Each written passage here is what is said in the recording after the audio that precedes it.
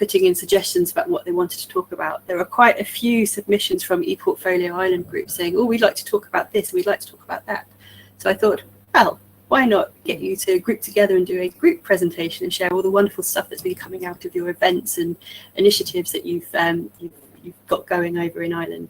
So without further ado, I'd like to introduce Tom, Karen, Lisa and Orna, and wondering where the slides are. Let me see. I think you have to make them prominent. There we go, lovely. So I'm going to dip out now, but yeah, take it away. Thank you, Sam, and hi, folks. It's a pleasure to be here, and also thanks to Jasmine, Caroline and John for those excellent presentations. My name is Karen Buckley, and I'm here with my colleagues Tom Farrelly, Lisa Donaldson and Orna Ferrell, and we are ePortfolio Ireland. And I suppose we wanted to take this opportunity to share with you who we are and what we do in ePortfolio Ireland, and to really take the opportunity to pause and reflect on our past activities and what we've been up to over the past couple of years, take a breath on the present, and taken into consideration, I suppose, huge interest that has emerged for ePortfolio, certainly in our experience in Ireland, and then look forward to the future and share with you our future plans. And really we want to use this as an opportunity to invite new colleagues and people who we haven't connected with yet to join our ePortfolio Ireland crew. And also, just to mention to you, the link to our presentation is on the screen in front of you. It's a bit.ly link /ePortfolio IRL. So feel free to click on the link. But really just to introduce you to the ePortfolio Ireland team. So those of you who don't know about us yet, we're a professional learning network for ePortfolio practitioners and researchers, and we're based in Ireland. We were established in 2017 as Mahara IRL, and we rebranded as ePortfolio Ireland back in 2018, and it was really to better represent the broader interests of all of our members. And I suppose we are a grassroots community, and we, the voluntary steering group, hold regular online and face-to-face events to try to support faculty in professional development and ongoing collaboration between ePortfolio practitioners and higher ed in particular. And I suppose like any professional learning network, I mean, we are brought together with a passion for ePortfolio practice, but also, and what we've discovered and unearthed over the past couple of years is that there is huge variance in ePortfolio use across Ireland and higher education. It's really interesting, I suppose, to share with you maybe some of our activities that we've done, and also our various interests across the ePortfolio committee as well. And just to introduce to you the faces on screen, those of you will know, of course, Lisa Donaldson. Lisa is a learning technologist in the Teaching Enhancement Unit here in DCU in Dublin. And Lisa is responsible for the rollout of the learning portfolio platform, Loop Reflect, as we call it here in DCU, to all of our faculty and students in DCU. And Lisa, of course, is our illustrious leader. She's the founder of ePortfolio Ireland Community of Practice back in 2017. Dr. Orna Ferrell. Orna is an assistant professor and programme chair for DCU Connected in Dublin City University. And I suppose Orna works within DCU's National Institute for Digital Learning, or NIDL, where I suppose she really explores educational technology, higher ed transitions, and has a keen interest and research base in ePortfolio-based learning. Dr. Tom Farrelly is our newest member to the ePortfolio Ireland crew, is a social science lecturer and educational developer in the Institute of Technology in Tralee. And again, research interest around technology enhanced learning, open education and ePortfolio. And Tom is also the editor of the Irish Journal of Technology Enhanced Learning, which we're going to be sharing with you a little bit later as well. If you are interested in learning more about some of our ongoing events and activities, log on to the ePortfolio Ireland website, which is outlined on the slide in front of you, and connect with us on Twitter. ePortfolio IRL is our Twitter handle, and we'd love to connect with you further. Follow us on our website. We have regularly upload our events and different initiatives that we run to try and promote and to discuss ePortfolio practice across higher ed. But also, if you're interested in joining our mailing list, just drop us a quick email to ePortfolioIRL@gmail.com. With this mailing list, we will share with you our upcoming activities, what's going on, and we would just love to keep in touch with you. I know that many of you, of course, are connected with us already, but particularly those new new names and faces, we would love to hear from you. So again, going back to looking at our past, present and future, I'm happy to hand over to look at our past. Thank you, Karen. And can I just start by saying we're actually not that old, as that slide represents. I'm going to leave you drive, Karen, so if you don't mind moving on to the next slide, that would be brilliant. So we have been since 2017, and we've run quite a lot of events and activities for ePortfolio enthusiasts and champions across the country. And I suppose one of our most successful events was an e-conference that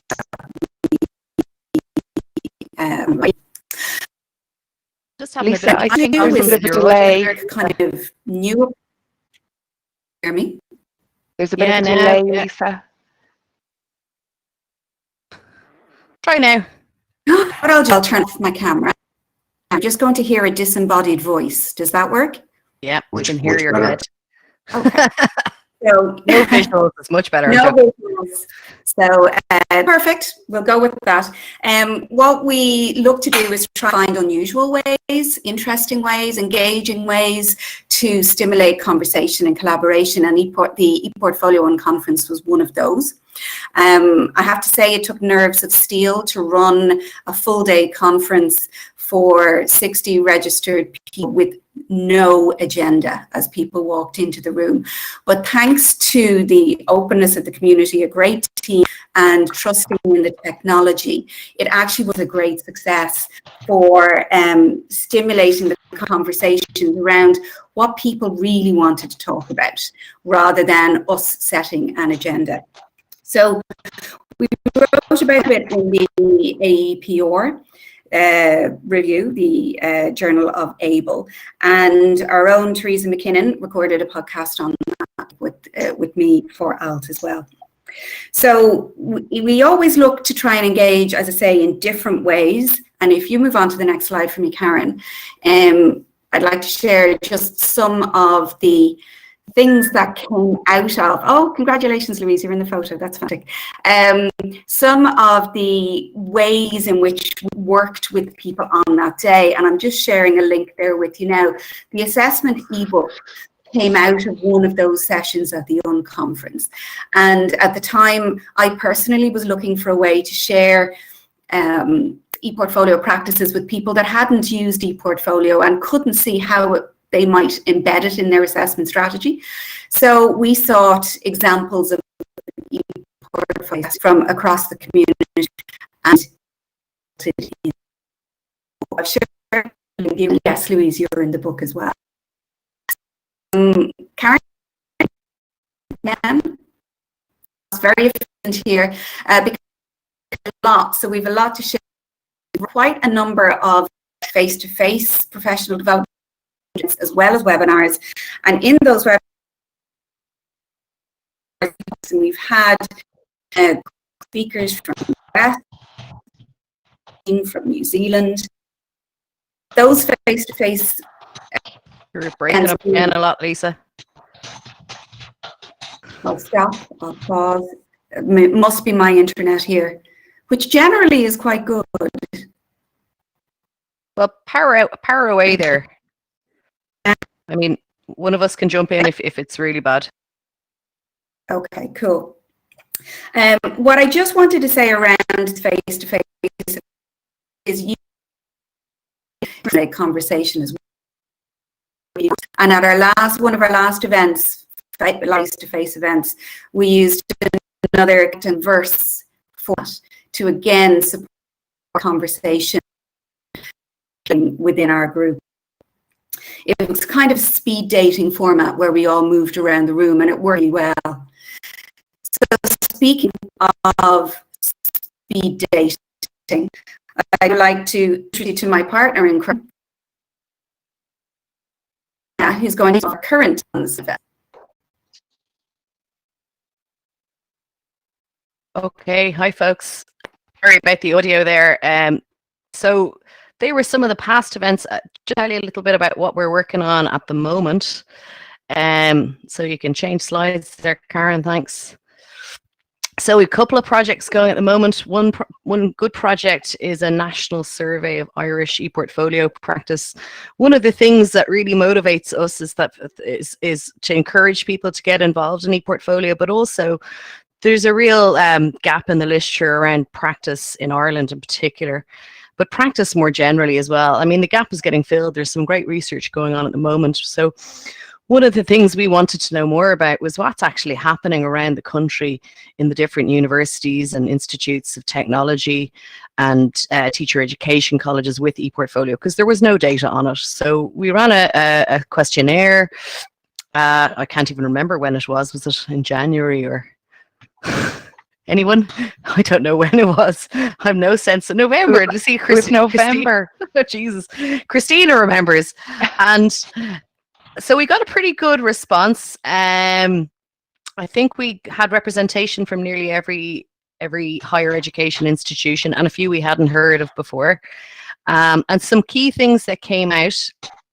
So on the left, some key themes there, reflective learning, employability. So they were some of the big drivers for introducing ePortfolio. It very much depended on the institutional context. If there was an institutional willingness or a strategy driving ePortfolio, it was more likely to be found in that particular institution.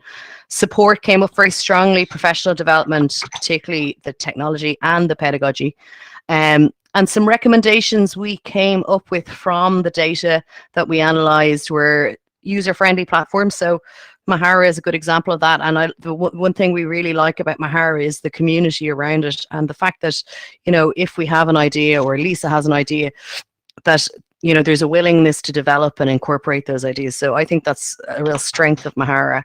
Tailored CPD. So CPD that I suppose targets either your discipline or your student type, or how it's going to be used, if it's going to be used for placement.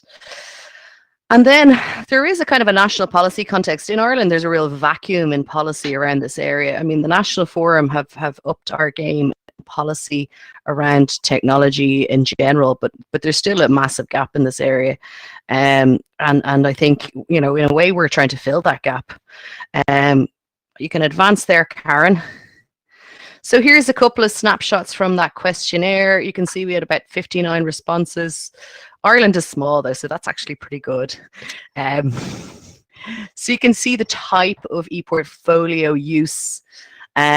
Mainly module based, so quite small scale. There's a few people using it all the way through an institution, and you can see the placement is a big driver as well, which we kind of already knew. Employability and placement is a big driver. It'd be interesting to repeat this maybe in a year's time and see what impact the pandemic has had. So that might be an interesting thing for us to do. So again, further information on drivers. Reflective learning comes out strongly. Innovation and assessment, employability. Professional accreditation also, so in areas like nursing and stuff like that, that comes out kind of strongly, although the Board of Nursing, I believe in Ireland, is not kind of into it yet.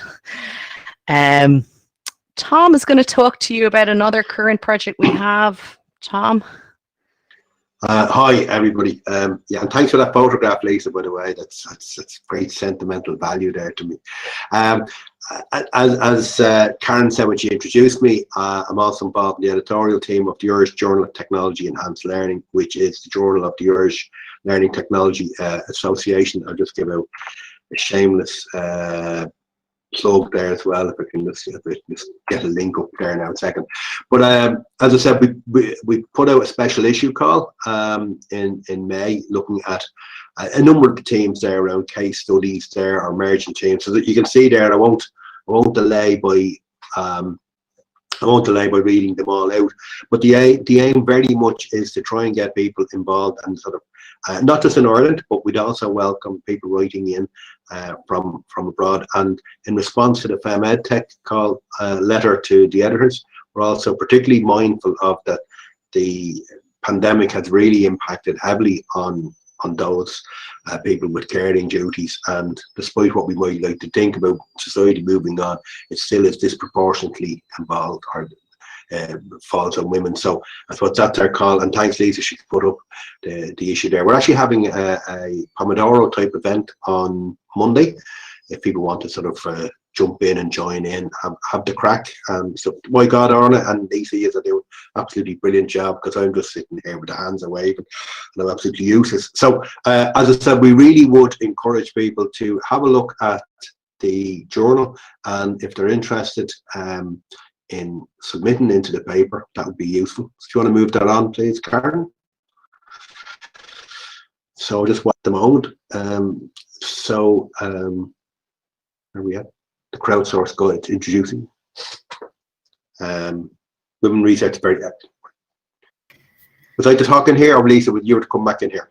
Well, I'll try and come back in, but God knows if my audio is sufficient. So looking to the future, this is something that we're looking to, again, crowdsource and work on collaboratively with the community, and have an explainer guide developed within our own Irish context. So those institutions that are interested in exploring ePortfolio based assessment have a go-to guide which can introduce the key purposes, drivers, technologies, key literature points, and for those that are trying to influence others within their institution, that we have that explainer guide that will support them in So that will be where we're going to next. But in a simple way, Lisa, I think was our aim. We don't want to overwhelm people, because we're thinking about someone maybe starting from zero. So we're hoping nice short simple guides that could get you up and running during a pandemic. We're all about short and simple. Yeah. And I think that's certainly been evident in many of our events to date as well. I'm sure you'd agree, folks. Often we see lots of new faces, and particularly something that we've seen is a new drive from the further education or adult or community education sector here in Ireland, where there is a desire to explore the use of portfolio and the benefits ePortfolio can have for students. And I think that's been one of the real successes of ePortfolio Ireland, is that we are welcoming all practitioners, and whether you are a newbie like we all were at one stage, or you're maybe a little bit more developed in your practice across your institution, the conversations have been really useful. We're picking up ideas and we're disseminating what works well very effectively, and I suppose even more so now in the online space, we're going to be using that so much more moving forward. I don't know when we're going to get to have a face-to-face event in the future, but certainly I think it's through those conversations and it's sharing good practice, sharing ideas, has been really effective for us thus far. And essentially, I suppose we're finishing on this philosophical slide to invite conversation, but also at our community meetup later, even if you're not in Ireland, you're welcome to come. That's what we're going to think about, is like, what should we do next? What does the community want? And if you are interested in submitting to the journal, there is a short abstract deadline of the end of July, if I'm remembering right. First, and I just put our emails in the chat box there. So if you would like to, or else you can do the ePortfolio Ireland one either, or Twitter us. But if you haven't written before, that's okay. We're aiming to kind of provide support. There's a lovely Pomodoro event that Tom is leading in. Is it next week? Okay. Yeah. Is it next Monday. week? Sure. I'll put the Eventbrite link in there for that too. So that's to help people write the abstract. So if you've never done this before, that's okay. We're totally mindful that that can be a bit daunting for people, Great. So, and we're happy to take any questions on past, present, or future that you may have. Has anyone got any questions? I think looking at the comments, it's just people praising you for being awesome. And on Twitter, does anyone actually have any questions or anything they'd like to add, or have anybody been involved in the work that these guys have done and want to share your insight and how it's helped you? There's definitely a few of our people on the list, but I'm not going to call names out. I see you though. Well, yeah, I mean, that's the thing, Siggy. I mean, if people want a bit of help setting up a similar community, we'd be very happy to do that. I mean, we're very organic, like things just kind of happen. People have ideas. Now Lisa definitely was the person who started it off, but it kind of flows along, doesn't it? Absolutely. From that point on, it's, as you say, very organic, and it's whoever has the idea runs with it. How we even came together as a group was organic, and I think that's the beauty of it, because Karen said it's very much grassroots led. And it's probably worth mentioning as well that we have no funding. There's no seed funding here. Of course, this intersects with much of our work that we do in our respective institutions and units. But this doesn't need to be costly. I mean, the greatest resource, of course, is our time and expertise. But we have no funding, and we've managed to secure some small seeding funding from, say, the National Forum for the Enhancement of Teaching and Learning here in Ireland. But broadly, I mean, we come together and we design online events for free. And I think that, again, as Ali says, the Irish charm probably gets us away with murder half the time. But I mean, if you are thinking about setting up a similar professional learning network, it doesn't have to cost cash. It involves kind of getting together people who are passionate and interested and willing to put the work in. But really, I suppose it's worth mentioning that we don't have any funding. We have huge support, but we've no cash monies. No, we've a lot of enthusiasm as well. Sorry, Lisa. And we have, thankfully, links out to other groups like us as well across the UK. Again, those webinars, so many other groups external to Ireland, and even external to the kind of context that we work in. So, as I said right at the beginning, Mahara is all about community, and I think whether it's internal to Ireland in our own group or external, ePortfolio in general. So yeah, if feel free to reach out if you want to help a hand setting it up. But as the guys have said, like our Mahara our website is a free WordPress. Everything else is just our time and effort. But we enjoy the work, and we have a bit of fun. So we have lots of fun, and the glasses of wine after every event are also fun. They may be virtual now, but that's okay. Yeah. We can all drink wine at our desks. It's fine. El Desco. Brilliant.